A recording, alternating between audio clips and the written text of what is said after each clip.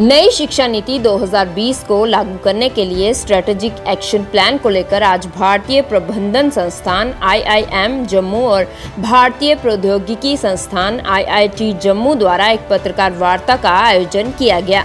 इस अवसर पर IIM जम्मू के निदेशक प्रोफेसर BS सहाय और IIT जम्मू के निदेशक प्रोफेसर मनोज सिंह गौड़ ने अपने संस्थानों में नई शिक्षा नीति 2020 को लागू करने के लिए स्ट्रेटेजिक एक्शन प्लान को लेकर पत्रकारों से बात की। इस अवसर पर IIM जम्मू के निदेशक प्रोफेसर BS सहाय ने जम्मू कश्मीर के छात्रों से नई शिक्षा नीति 2020 का लाभ लेने का आग्रह करते हुए कहा कि हम सभी मिलकर इसके लिए काम करेंगे ताकि देश तरक्की कर सके।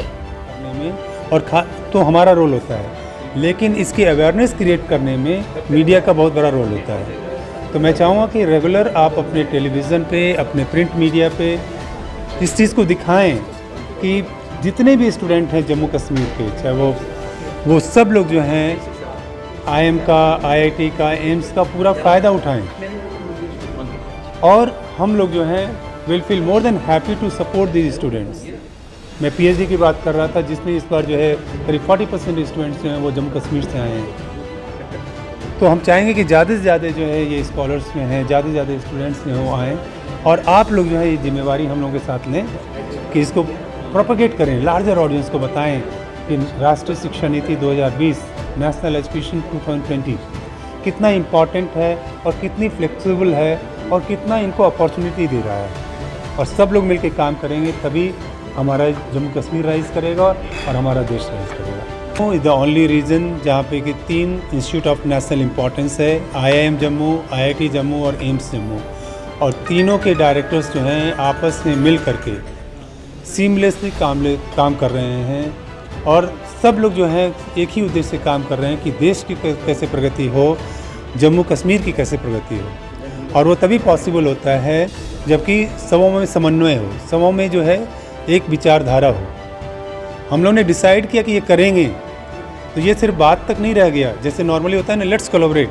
No, it's we discuss, debated, argued, इस पर काफ़ी मंथन किया, चिंतन किया और फाइनली प्रोग्राम को रोल आउट किया। ये 3rd ईयर है हमारा कि हमने जो है इसको IIT के साथ जो हमने डुअल डिग्री प्रोग्राम किया है। ये 2nd ईयर है जो हमने एम्स और IIT के साथ जो है MBA hospital administration health care का किया।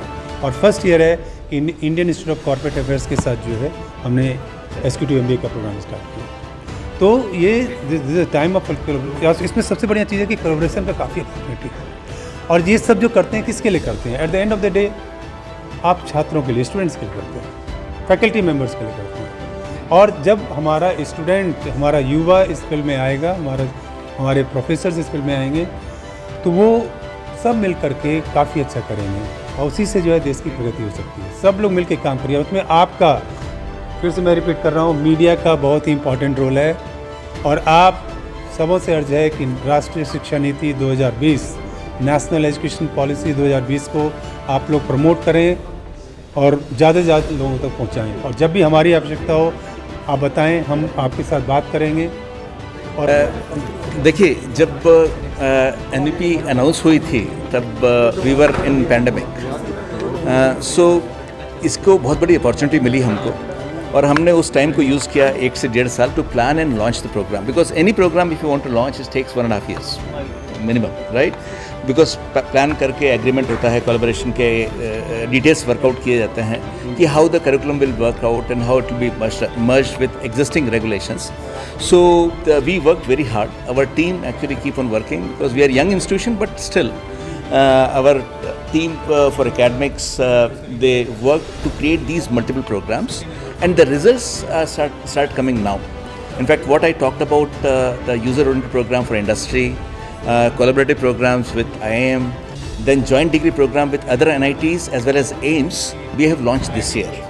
And this will keep on growing for next couple of years. So you will see a lot of things happening, and we'll start using even for what we call academic bank of credit to transfer students from our other institution to our institution and from our institution to other institution as well. Because ABC is very good platform which can possibly in future absorb the international students also to be invited in our programs. इससे बहुत बड़ी चीज़ ये हुई है कि acceptance of diversity has come into the campus, so it become quality of life on campus increase a lot.